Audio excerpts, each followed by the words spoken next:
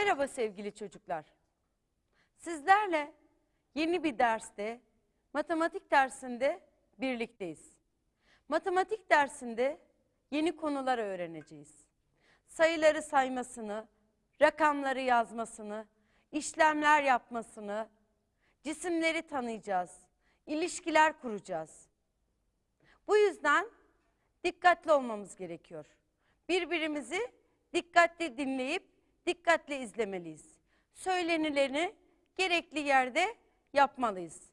Dikkatimizi derse toplamalıyız. Bugün sizlerle rakamlar üzerinde konuşacağız. Matematikte kullandığımız işaretler üzerinde konuşacağız. Buna geçmeden önce çocuklar, bu konuda biraz konuşalım. Bizler, içinde bulunduğunuz ortam ailenizi oluşturuyor. Ailemizde kimler var? Annemiz, babamız ve kardeşlerimiz var. Kaan, sizin aile kaç kişi yavrum? 4 kişi. 4 kişi. Kimler var ailenizde? Babam, annem, kardeşim ve ben. Ve sen. Peki Ferhat, siz kaç kişisiniz yavrum? Babam, annem, abim, ablam, ben. Kaç kişi oluyorsunuz çocuklar? 5. 5 kişi oluyorsunuz değil mi? Peki arkadaşlar, gördüğünüz gibi arkadaşlarınızın dediği gibi ailedeki bireylerin ne kadar olduğunu sayarak ne yapıyoruz? Öğreniyoruz.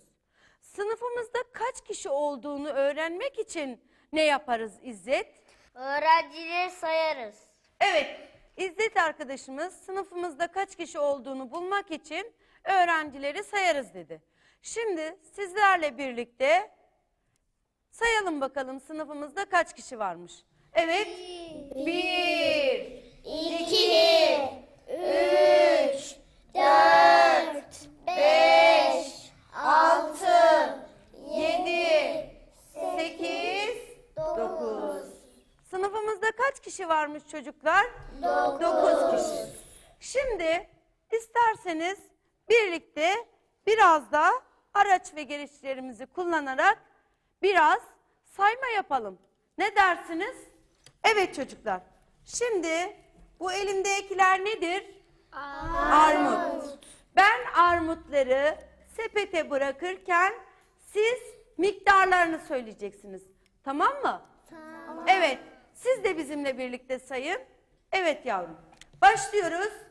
1, 2, 3, 4 ve 5 tane neyimiz varmış çocuklar?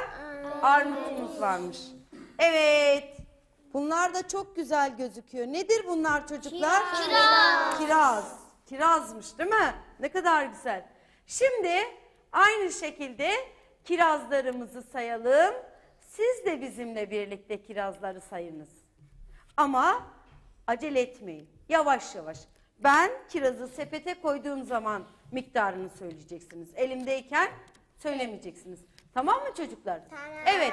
Sizlerle birlikte saymaya başlayalım. Evet. Başlıyoruz. 1, 2, 3, 4, 4, 5, 6, 7, 8, 9, 10, 11, 12, 13, 14 diye çocuklar saymalar devam ediyor. Evet çocuklar, bakalım ekranda kaç tane elmamız var? Birlikte sizlerle sayalım. Evet, her elma geldiğinde birlikte sayacağız. Şu anda kaç tane elmamız var çocuklar? 1, Evet. 2, 2, 3, 4, 5, 6, 7, 8, 9. Evet çocuklar, elmalarımızı saydık. 9 tane elmamız var. Ama bunların, sayıların bir de şekil olarak gösterilişi var. Şimdi bunları birlikte görelim. Bakalım nasıl gösteriliyormuş. Evet. Bakınız. Burada ne var çocuklar? Kaç tane araba var? Bir. Nasıl gösteriliyormuş? Bir. Evet. Şimdi ne oldu? Araba kaç tane oldu? İki tane oldu. Nasıl gösteriliyormuş? İki. Evet. Araba 3 tane oldu. Nasıl yazılıyormuş? 3. Bu şekilde yazılıyormuş. Şimdi araba kaça çıktı? 4 tane oldu. Bakınız nasıl yazıldığı da geldi buraya. Şimdi bir araba daha eklenecek. Kaç arabamız oldu? 5. 5'i de gördük burada. Evet. Şimdi kaç tane arabamız oldu? 6. Miktarı da gösteriyor bize. Kaç tane olduğunu da gösteriyor. Evet, bir arabamız daha gelecek. Kaç tane oldu arabamız? 7 tane oldu. Yazılışı da burada 7'nin. Şimdi bir araba daha ekleyelim. 8. Arabalarımız ne yapıyor çocuklar? Artıyor. Sayısı artıyor. Diğer bir arabamız gelsin. Evet. Kaç tane arabamız oldu çocuklar? 9. Arabaların sayısını göstermek için kullandığımız bu işaretlere çocuklar rakam diyoruz. Nasıl ki yazıda ifade etmek için kullandığımız şekillere harf diyorsak, matematikte de sayıları göstermek için kullandığımız işaretlere ne diyormuşuz çocuklar? Rakam diyormuşuz. Evet çocuklar, rakamlarımızı gördük. Şimdi rakamlarımızın nasıl yazıldığını birlikte görelim. Birlikte çalışalım. Ama önce tahtamızı çizelim. Çünkü 2 çizgi aralığına yazarsak daha güzel olur, daha güzel gözükür. Metremizle alıyorum. Düzgün bir şekilde tahtayı çizelim çocuklar. Evet. Tahtamızı çizdikten sonra rakamlarımızın yazılış yönüne ben yazarken dikkat etmelisiniz. Evet. Şimdi ben rakamları yazarken lütfen beni takip edin. Yazılışına özen gösterin. Çünkü rakamların da harfler gibi yazılış yönleri var. Eğer yanlış öğrenirseniz rakamları sürekli olarak yanlış yazarsınız. Kalemlerinizi bırakın. Sadece benim elimi takip edin. Siz de yavrum. Elimin hareketlerini nasıl olduğunu dikkatlice izleyin. Evet. Ben yazarken sizler de okuyun çocuklar. Neyi yazdım? 0. Şimdi 1.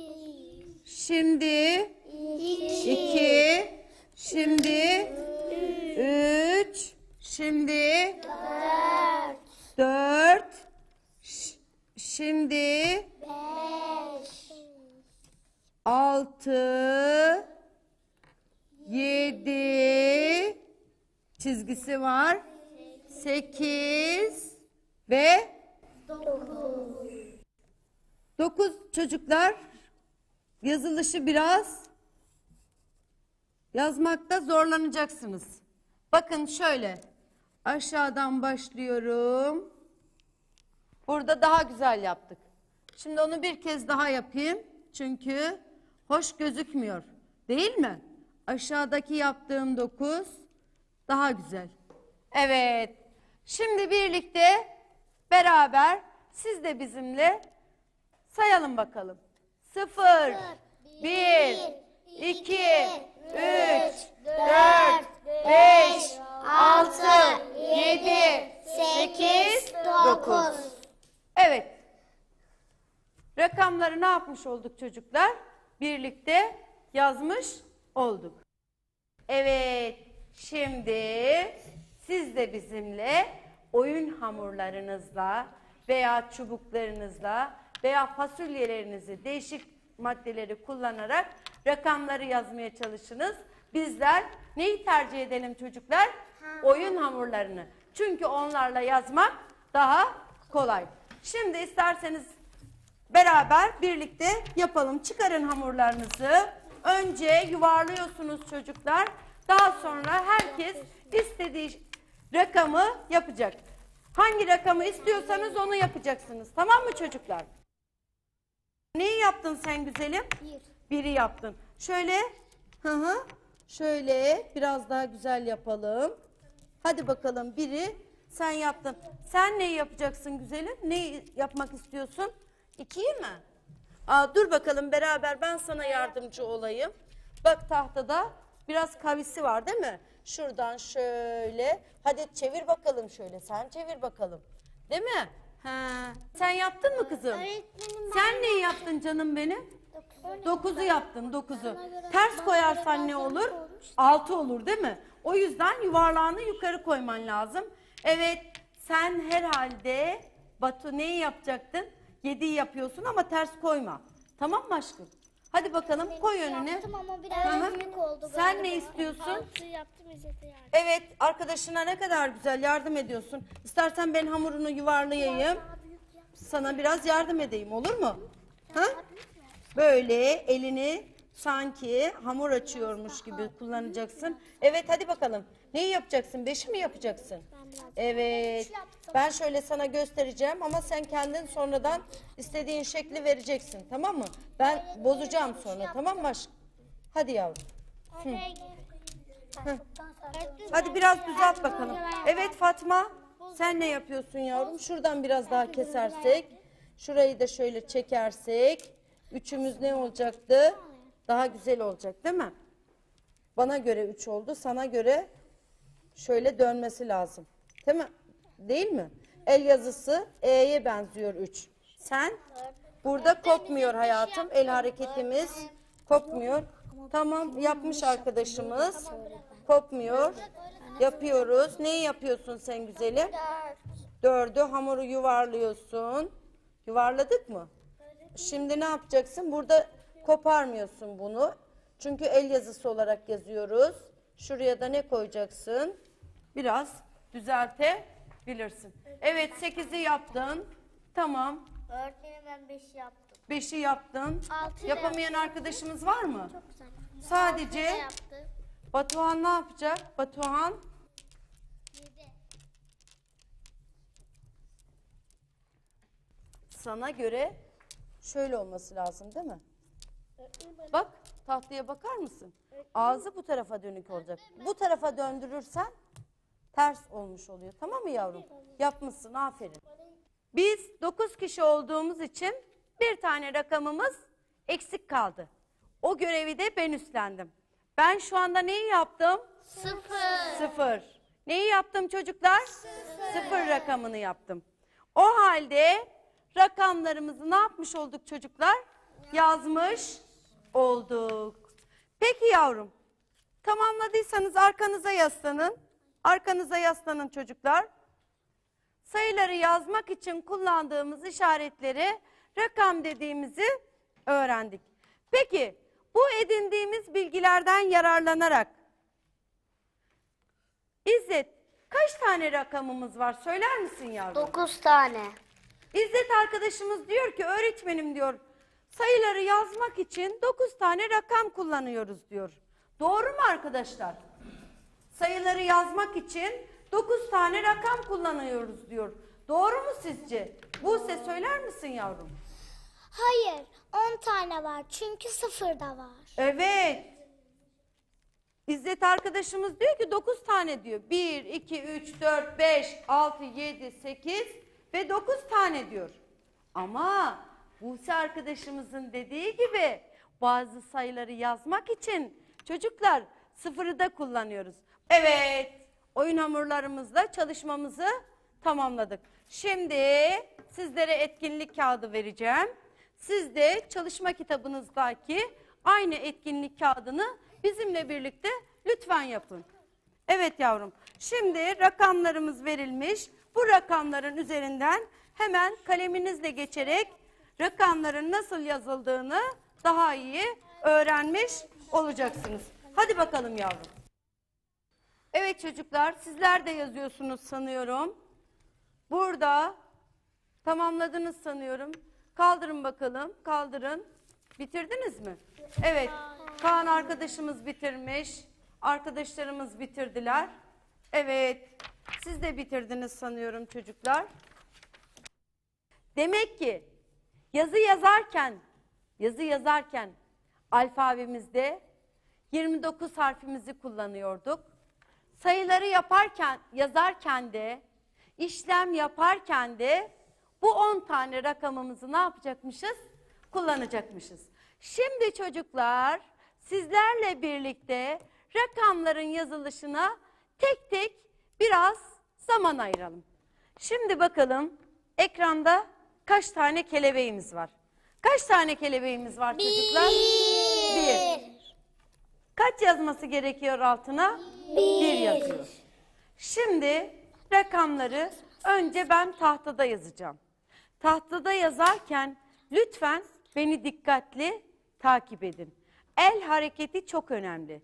Nasıl ki Türkçe'de harflerin bir yazılış yönü varsa alfabemizde, matematikte de bizim alfabemizin yerine geçen rakamlarımız var. Rakamların yazılış yönüne göre rakamları yazmak zorundayız. Şimdi ilk önce bir rakamını ben tahtada yazacağım. Sizler tahtayı siliyorum çocuklar. Ben yazdıktan sonra sizler de çalışma kağıtlarınızda yazacaksınız. Ama ben tahtaya yazarken lütfen parmaklarınızla masanızın üzerinde veya havada benim yazmış olduğum rakamı yazmaya çalışınız. Bakın, çıktım yukarı, aşağı indim.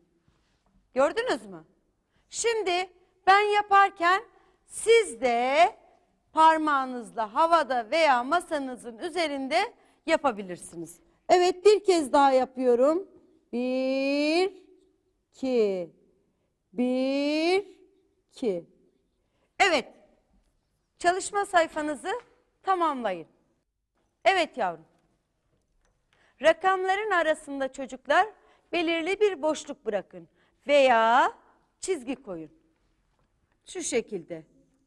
Bu şekilde de yazabilirsiniz. Sizler okuma, yazma gibi rakamları da yeni öğrendiğiniz için bir satır atlayarak yazın. Çünkü aynı satıra, arka arka devam eden satıra yazdığınız zaman rakamlarımız karışır. Daha sonra satır atlamadan yazmaya çalışacağız. Ama şimdi bir satır atlayarak yazınız. Bir rakamını yazdık sanıyorum. Şimdi bakalım ekrana kaç tane kelebeğimiz gelecek? Evet, birlikte bakalım çocuklar. Kaç tane kelebeğimiz geldi? 2. 2 rakamımızın bakalım yazılışı nasılmış? Evet, gördüğünüz gibi 2 rakamı kelebeklerimizin altında yazılı. Şimdi lütfen tekrar bana yöneliyorsunuz. Ben tahtaya yazarken gözünüzü benim elimden bakın. Çünkü önemli olan benim el hareketim. Siliyorum biri çocuklar. Şimdi 2'yi yazarken lütfen takip edin. Yine aynı şekilde yazın. Çıkıyorum, bir kavis çiziyorum. Bitti. Tekrar bir kez daha yapıyorum. Evet. Döndüm. Düz çizgi. Son kez yapıyorum çocuklar. Evet. Oldu mu? Evet. Şimdi sizler çalışma sayfanızda tamamlayın. Güzel yazın, karışık yazmayın. Evet, 2'yi de yazdık sanıyorum. Çoğunuz tamamladınız. Şimdi ekranda kaç tane kelebek var çocuklar? 3. Gördüğünüz gibi birlikte sayalım. 1, 2, 3 tane kelebeğimiz var. 3 rakamının yazılışını görelim. Evet, gördüğünüz gibi yuvarlak şekiller halinde daha çok elimizi yuvarlak olarak kullanacağız. Şimdi önce ben tahtada yazacağım. Tahtada yazarken lütfen yine beni dikkatlice elimi takip edin. Evet. Yukarıdan başlıyoruz çocuklar. Çalışma defterinizin çizgisinden başlıyorsunuz. Ortasına geldiğiniz zaman tekrar dışa dönük. Bu 3 oldu mu? Olmadı. Güzel olmadı. Ne yapacağım? Güzel olmayanları sileceğim. Çünkü gözümüze yazdıklarımız hoş gözükmesi lazım. Dıştan gören ne güzel yazmış demesi lazım. Evet. Şimdi çalışma defterlerinizi sizler tamamlayın. Bakalım kelebeklerimiz kaç tane olmuş? Evet. Kaç tane olmuş Doğukan? Ekranda kaç tane kelebeğimiz var yavrum? Say bakalım birden başlayarak. 2, 3, 4. Evet. 4 rakamının yazılışını görelim. Evet.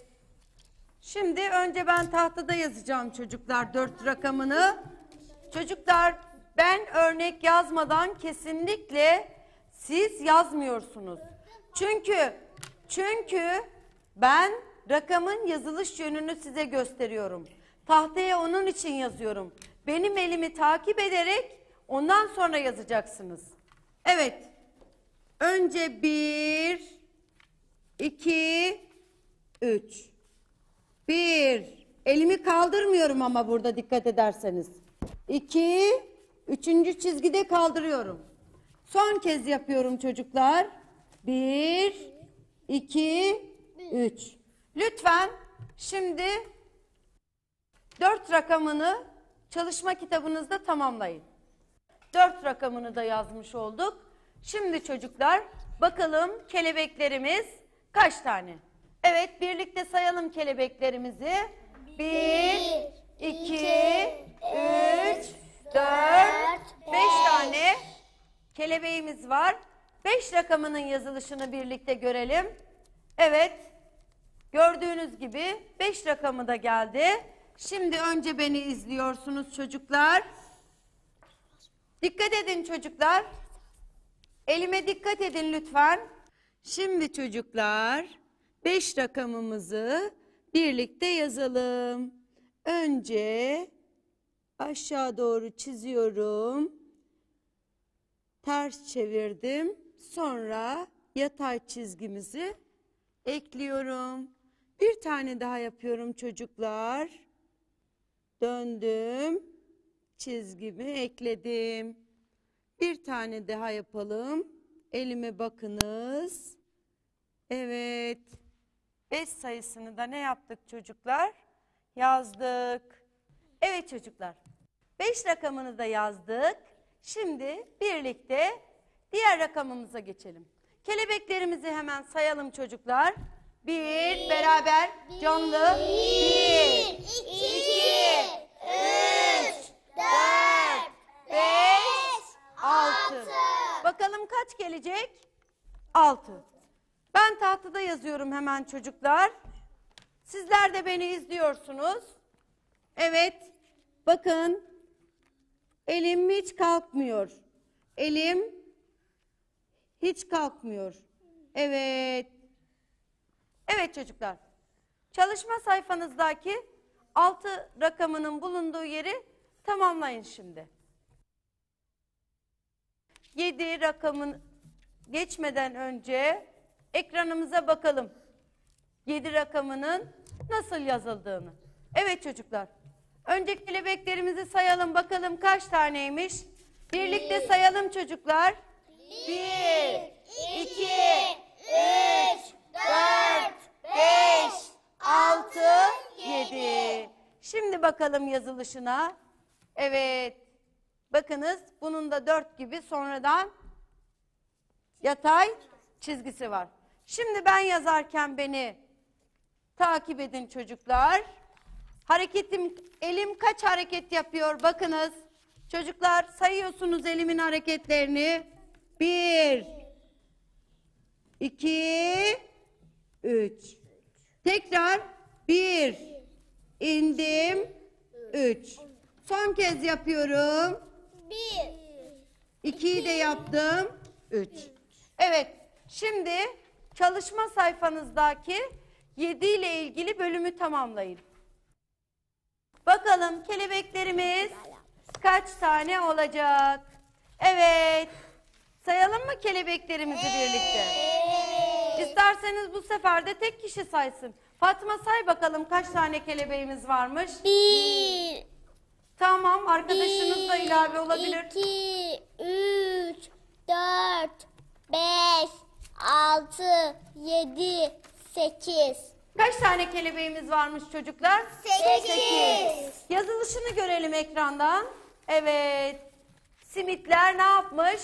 Üst üste konmuş ama üstteki simit biraz küçük gibi, dikkat ederseniz. Evet. Başladım. Döndüm. Bir kez daha. Bakın Doğukan. Bak yavrum. Hiç elimi kaldırmıyorum hayatım. Dönüyorum. Son defa yapıyorum. Sonra siz yapacaksınız. Evet. Şimdi sıra sizde. Çalışma sayfanızı tamamlayın.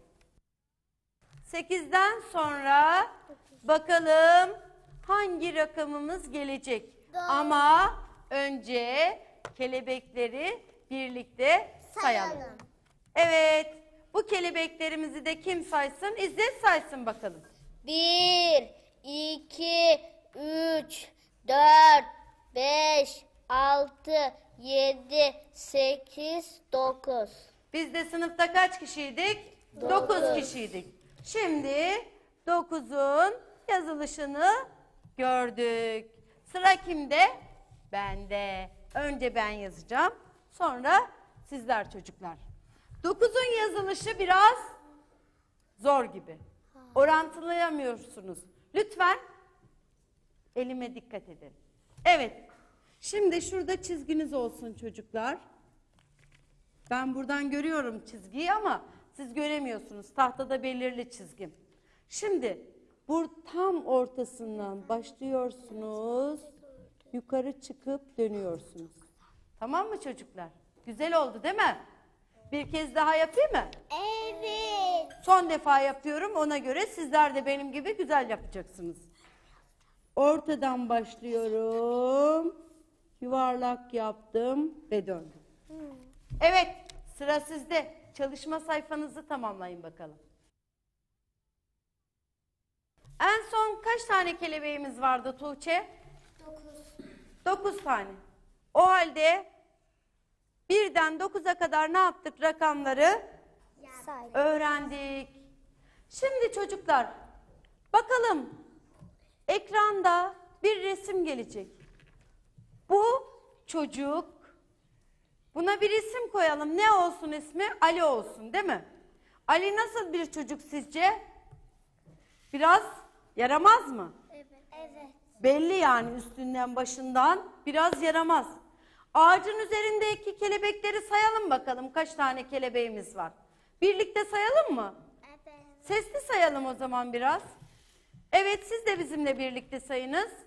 1, 2, 3, 4, 5, 6, 7, 8, 9. Bizim Cingöz Ali biraz yaramaz dedim ya. Bir tane taş fırlatıyor. Ağaçtaki kelebekler ne yapmış çocuklar? Uçmuş. Ağaçta kelebek kaldı mı?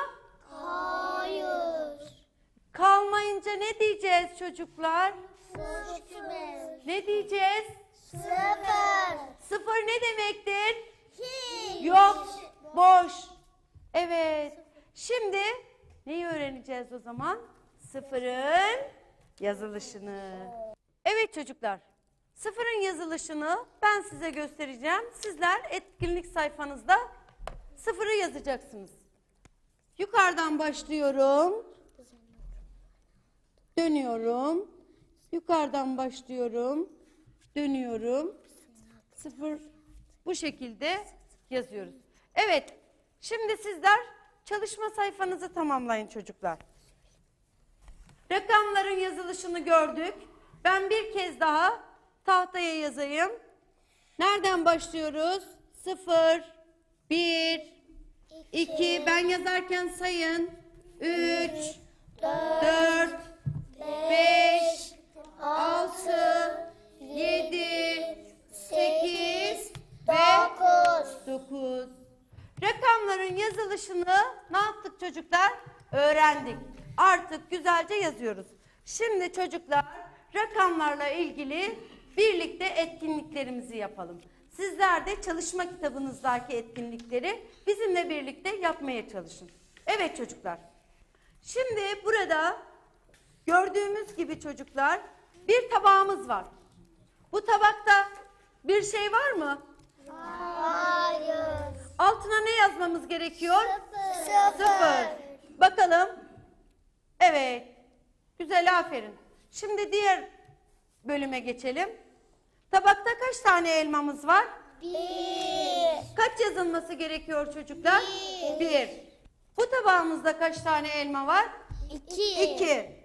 Kaç yazması gerekiyor çocuklar? 2. 2 tane elma olduğu için 2 yazması gerekiyor. Evet. Şimdi kaç tane elmamız var güzelim? 3. Altına kaç yazması gerekiyor? 3. Evet, 3'ü de yazdık.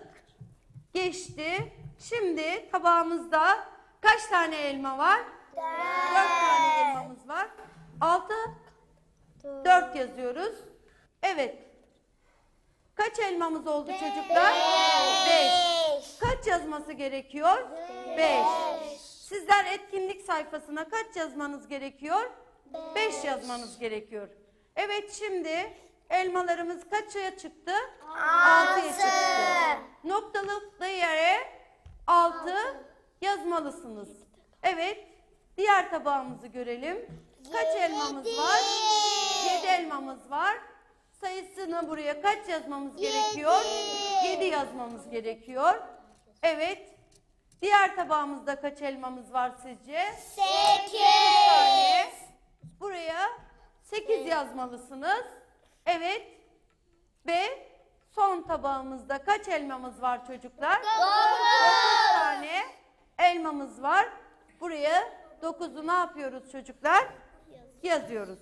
Şimdi çocuklar diğer bir çalışmayla çalışmalarımızı sürdüreceğiz. Diğer bir etkinlikle. Bakınız burada ne var? Bir tane araba var. Şimdi bu yuvarlakların bir tanesini ne yapacaksınız? Boyayacaksınız. Hadi boyayın bakalım. Tamamladınız sanırım, değil mi? Evet. Evet. Şimdi diğer bir sayfaya geçelim. Evet, kedilerimiz gelmiş. Kaç tane kedimiz var? 2. 2. Kaç tane yuvarlak boyayacağız? 2. Evet, boyadık sanırım. Diğer sayfamıza geçelim. Bakalım ne gelecek? Evet, tavşanlar, havuç. Bakalım kaç tane? 1, 2, 3. Hemen 3 tane yuvarlağı birlikte boyayalım. Siz de. Evet, boyadınız sanırım, değil mi? Evet. Bakalım şimdi ne gelecek? Evet. Bilhassa erkek çocukların çok sevdiği top. Kaç tane çocuklar? 4 tane. Kaç tane yuvarlak boyayacağız? 4. Hadi çabuk olun bakalım. Şimdi başka bir resim görelim. Kaç taneymiş? Ne gelecek? Ay çok güzel. Balıklar rengarenk. Kaç tane? 5 tane. Kaç tane yuvarlak boyayacağız çocuklar? 5. Boyadınız değil mi çocuklar? Evet. Evet. Bakalım ne resmi gelecek? Görelim. Çilek. İlkbaharın güzel meyvesi. Kaç tane? 6 tane. Hemen 6 tane yuvarlağımızı ne yapacaksınız çocuklar? Boyayacaksınız.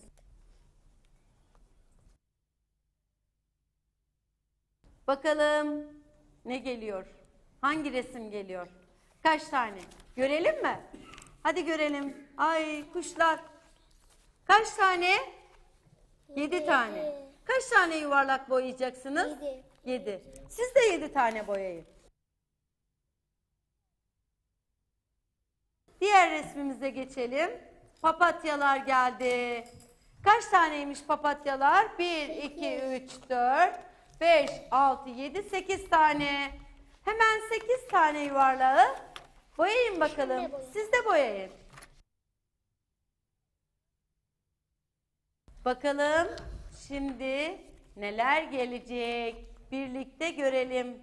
Sıcaklarda başımıza ne yapıyoruz? Güneş geçmesin diye koyuyoruz. Şapka geldi. Evet. Kaç taneymiş? 9 tane. 9 tane yuvarlağı lütfen boyayın hemen çocuklar.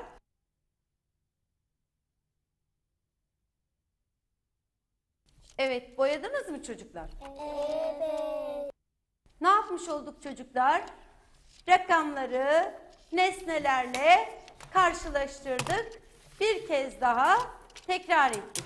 Bu etkinliğimizi de burada tamamladık. Şimdi öğrendiklerimizi birlikte tekrarlayalım. Ben elimde gördüğünüz gibi rakamlar var.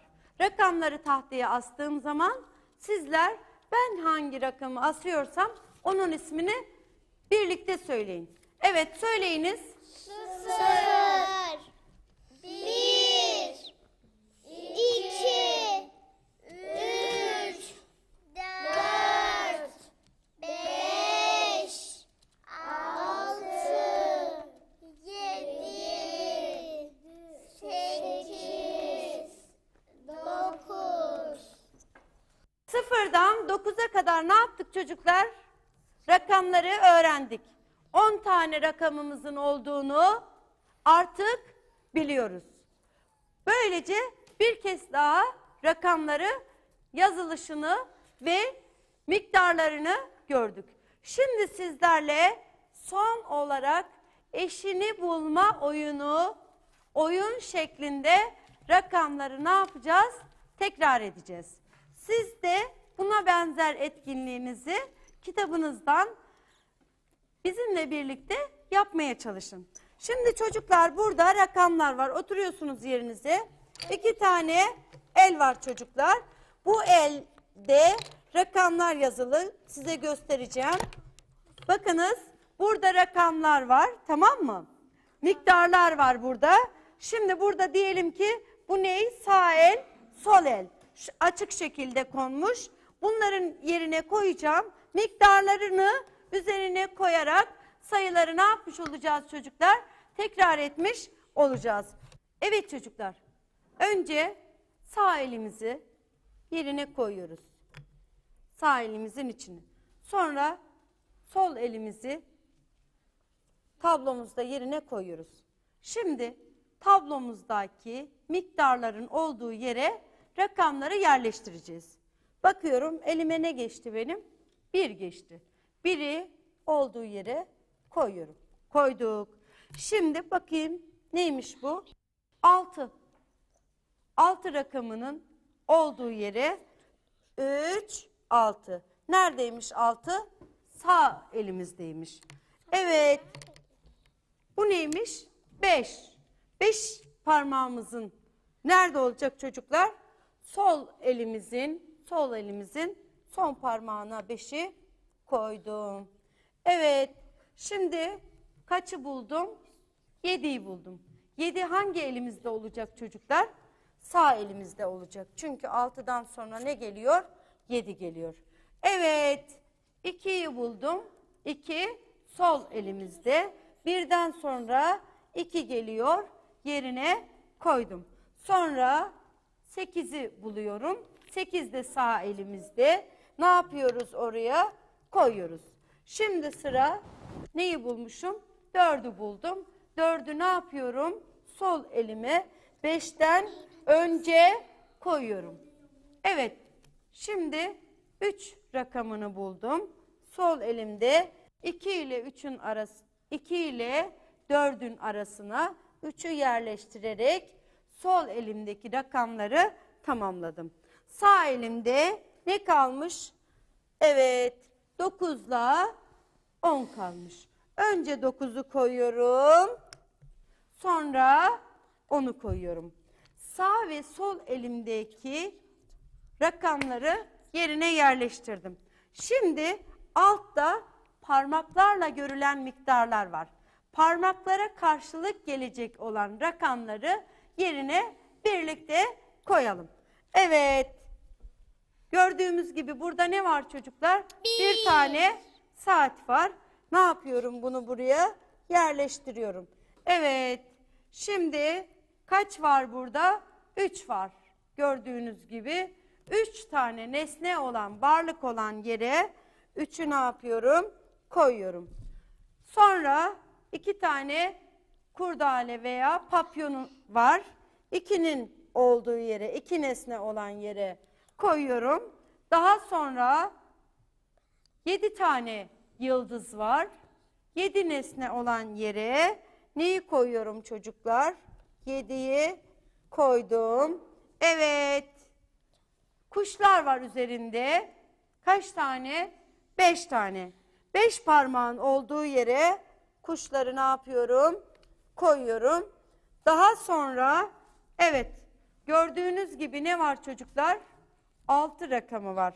6 parmağın olduğu yere 6'yı ne yapmış oluyorum? Koymuş oluyorum. Şimdi burada ne var? Balık var 4 tane. 4 parmağa karşılık gelen yere 4'ü ne yapıyoruz? Koyuyoruz. Gördüğünüz gibi kalpler var. Kalpler kaç tane? 9 tane. 9 parmağımızın olduğu yere 9'u koyuyoruz ve 10 tane papatya olan yere 2 elimizde 10 tane parmak var. Oraya ne yapıyoruz? Onu koyuyoruz. Hangi rakamımız kaldı?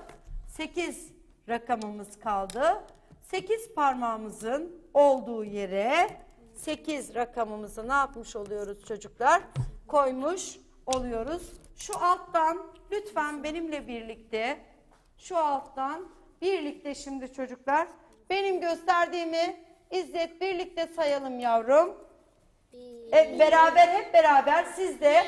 1, 2, 3, 4, 5, 6, 7, 8, 9, 10. Evet çocuklar. Ne güzel değil mi? Artık rakamları da öğrendik. Okuyoruz, yazıyoruz. Bundan sonra rahatlıkla istediğimiz şekilde kullanacağız. Rakamların okunup yazılması ile ilgili çalışmalarımızı burada tamamladık. Bir sonraki derste görüşmek üzere.